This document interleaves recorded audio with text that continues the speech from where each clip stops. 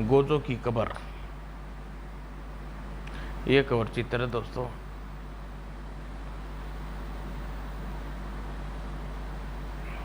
Gojo की कब्र, यह कब्र गोजो के लिए है। आईने के सम्मुख खड़ी उस युवती के चेहरे पर जरे जरे पर पागलपन का सा सवार था। गुलाब के फूलों का लेप मेरे गालों को रक्तिम और सुंदर कर देगा। केसर की रंगत से मेरे दमक उठेंगे मेरे होठ। मेरी आंखों को हिरणी सी सुंदरता प्रदान कर देगा ये काजल, और असपूछ के समान गूंज गई मेरी चोटी।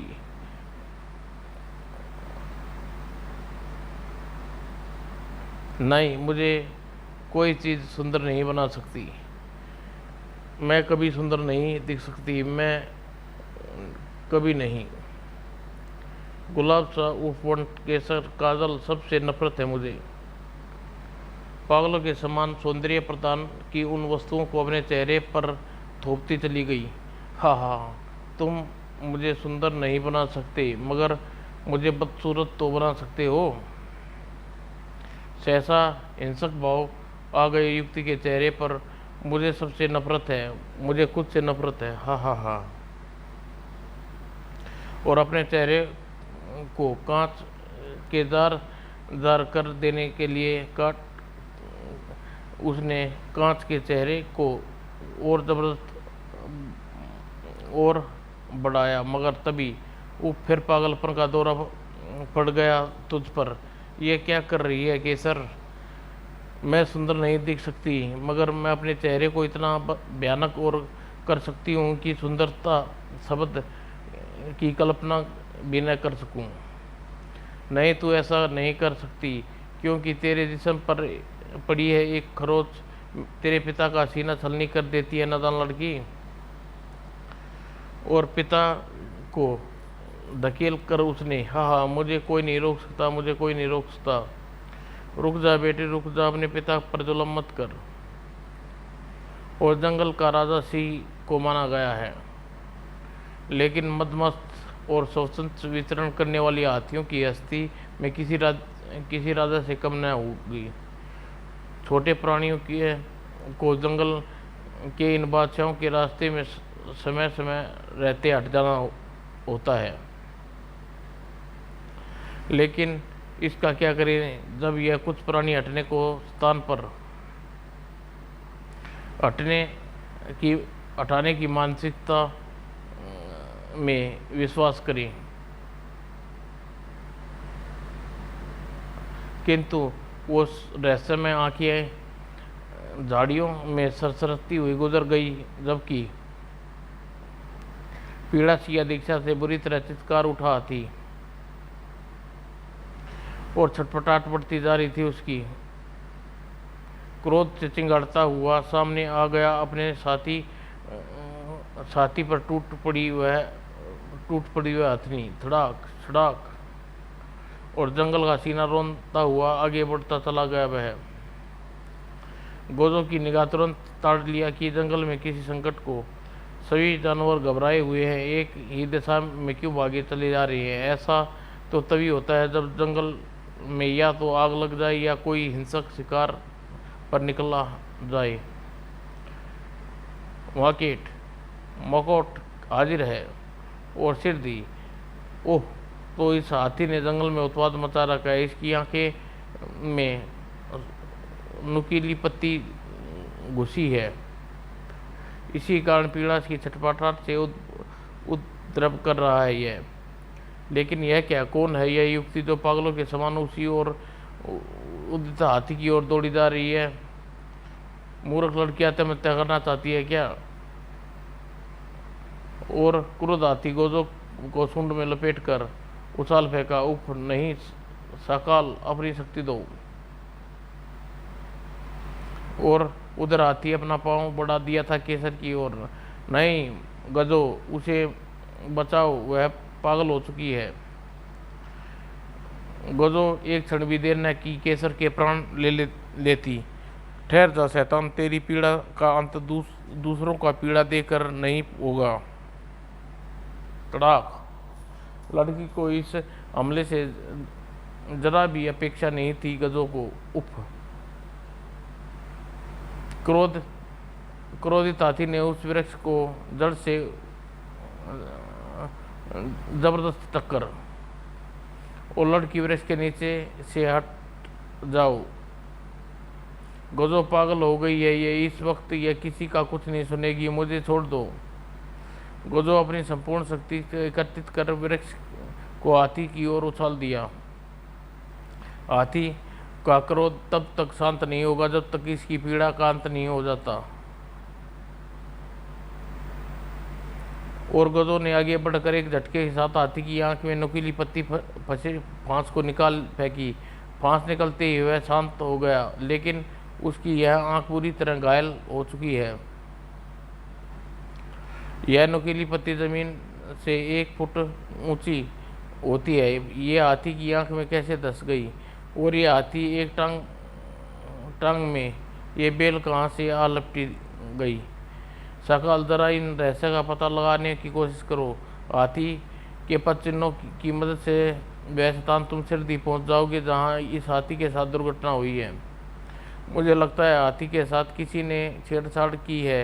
इस जंगल की शांति जंगल में क्षति पहुंची है और अब मुझे जानना होगा इस दोनों का रहस्य।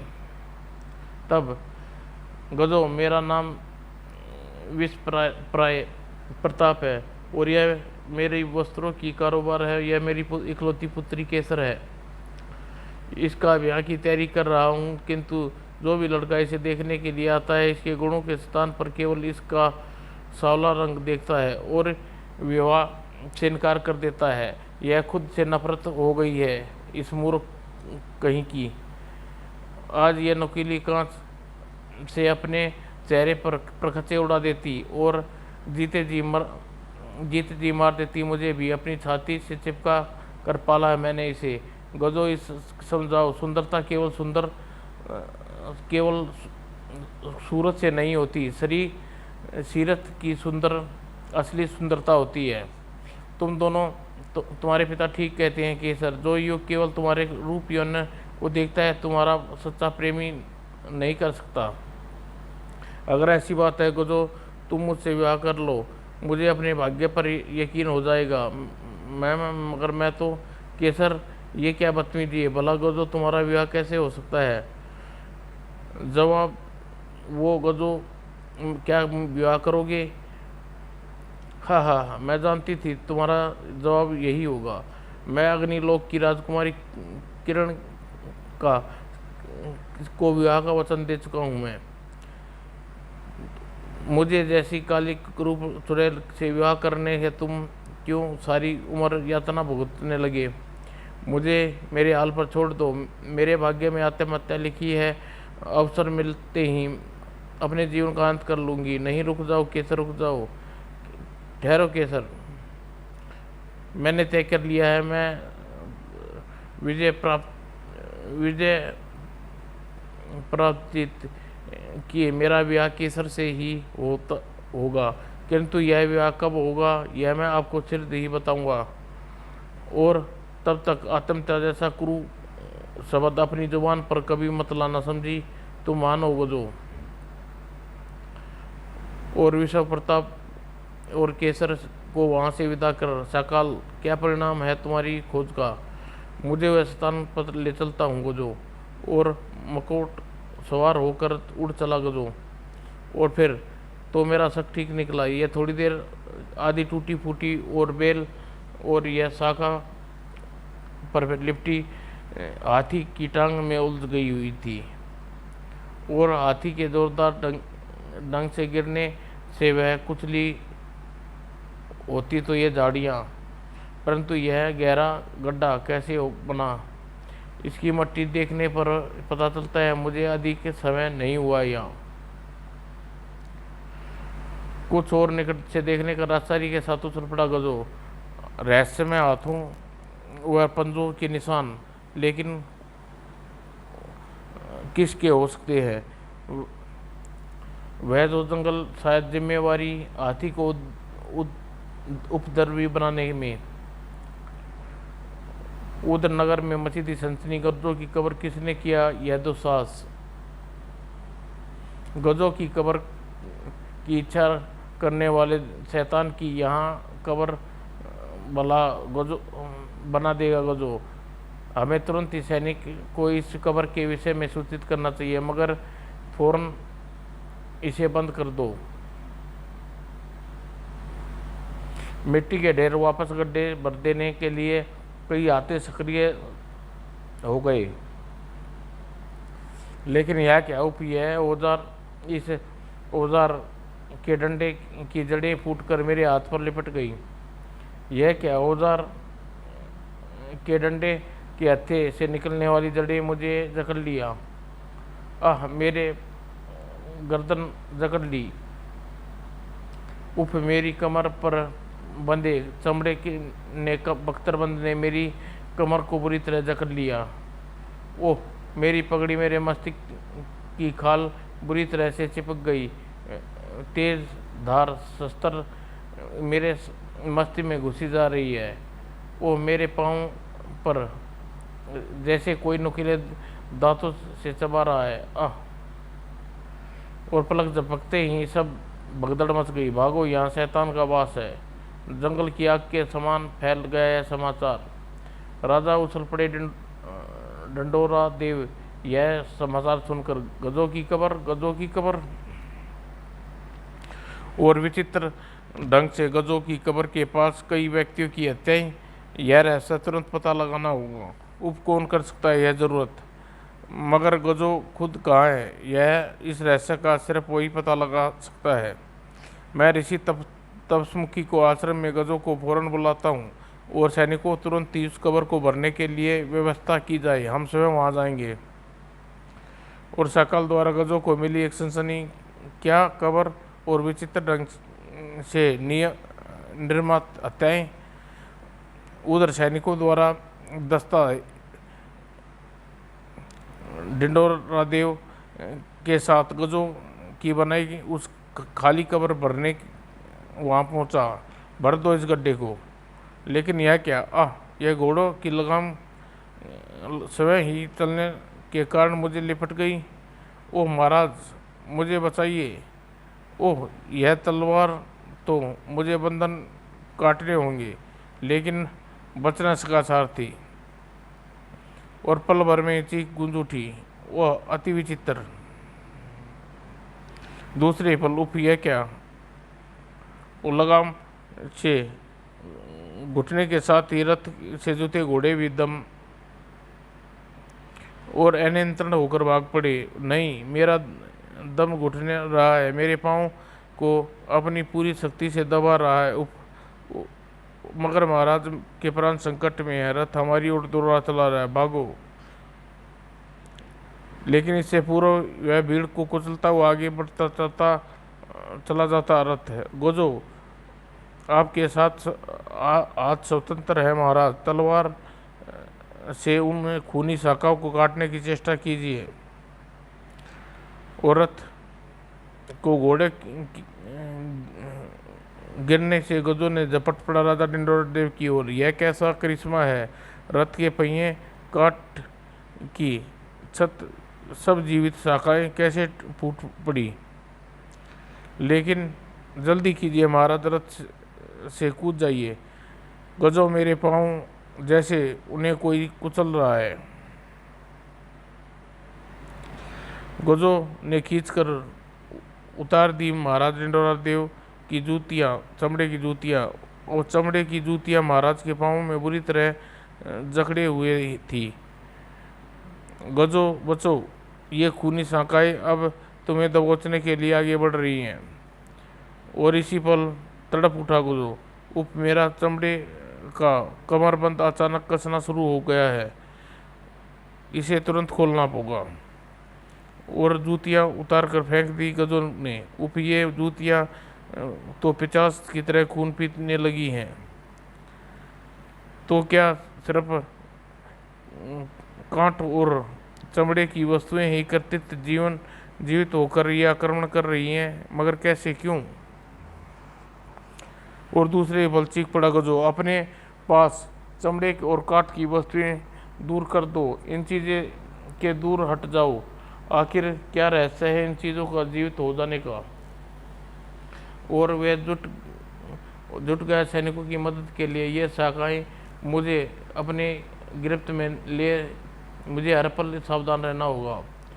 और तुम, ओह, ये वो कब्र है जो मेरी मृत्यु की इच्छा रखने वाले किसी शैतान ने मेरे लिए बनाई है। सकाल, जरा मेरी आंखों को अपनी दृष्टि दो।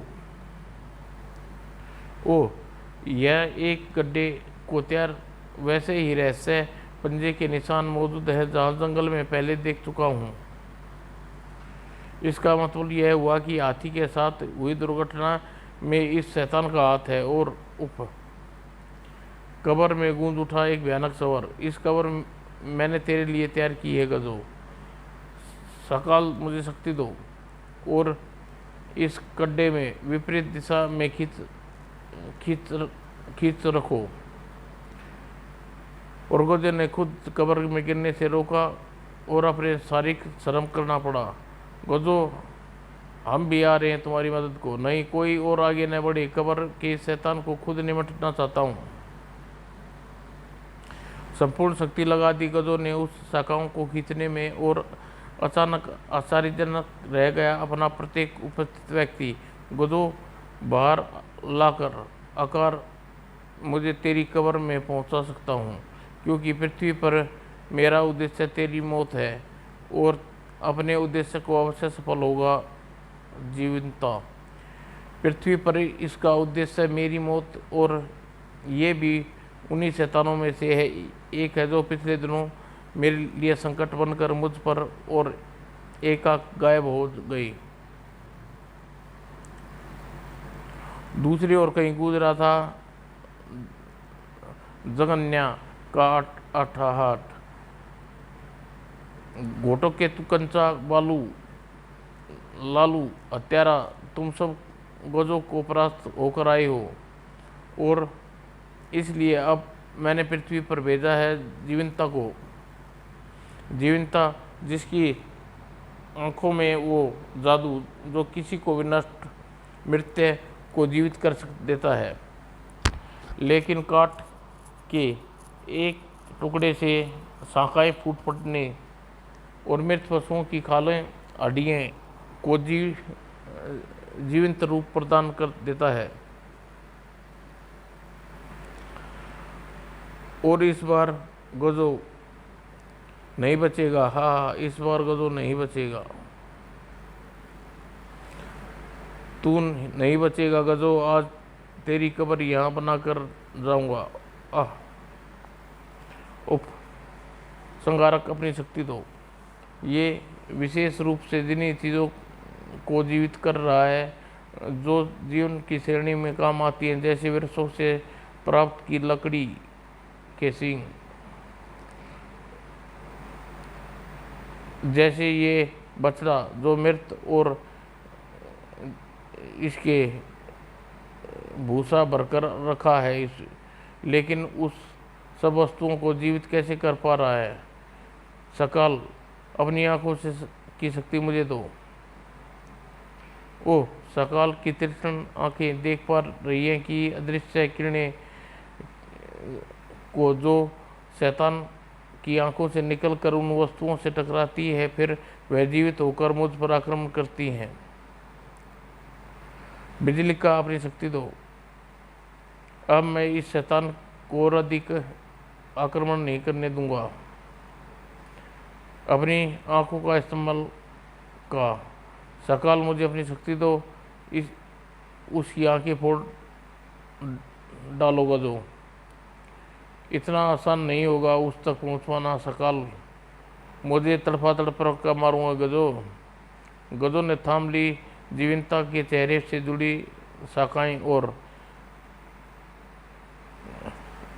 तेरे मारे सारे मंसूबों पर इसी तरह धराशायी कर दूंगा जीवनता। और लिपट गई गजो और जीवनता की भुजाएं। ओह, इसकी भुजाएं को अपने जिस्म से दूर न किया तो ये मेरा कचुम्बर निकाल देंगी। बिजिल का, जरा इन शैतान को अपनी शक्ति का दर्शन कराओ, अभी लो गजो। बिजिल का ने झटके से दूर उछाल दी जीवंता को। इसी पल गजो ने गले में पड़ी रुद्राक्ष की माला आ टकराई जीवंता की आंखें से निकलने वाली अदृश्य किरणें। ओह, मेरे गले में पड़ी रुद्राक्ष की माला पर अपनी जादुई आंखें से प्रहार कर दिया और शिष्क्रिया फूट पड़ी गोजो के कंठ से। ओ, इसकी आंखों के जादू से रोकने के लिए मेरी मुठ कर सकता है मटोक। आह, समझ गया गोजो। मटोक ने जीवंता की आंखों पर थोप मारा चिपचिपा मकड़जाल। ओह, यह क्या मेरी आंखें। और एक झटके में गजो ने तोड़ डाली गले में पड़ी रुद्राक्ष की माला और बुरी तरह कर्रा उठा गजो रुद्राक्ष के नन्हे परिवर्तनों में उन नन्हे हाथों को अलग करने का प्रयास। और तभी गजो, यह लो। ओह, मसाल। जीवंता अपने शैतान को याद कर ली। और तब बुदबुदा उठा जीवंता। हे महाहिम जरैया, मैं अपने उद्देश्य में असफल हो गया, मुझे वापस बुला ले। देखते देखते गायब हो गया जीवंता। ये भी गायब हो गया। यह रहस्य अब गहरा होता जा रहा है। यह भेद अब सिर्फ ही मुझे पता लगाना होगा, ताकि इस कड़ी से जुड़ा अगला शैतान किसी भी रूप में गायब न हो पाए। और उधर गजो ढिंडोरा देव के आदेश बंद की जा रही थी गजो की कब्र बनाने के सपन देखने वाले शैतान तो कब्र भी नसीब नहीं हुई, जलकर खत्म हुआ है शैतान का बच्चा। समाप्त दोस्तों।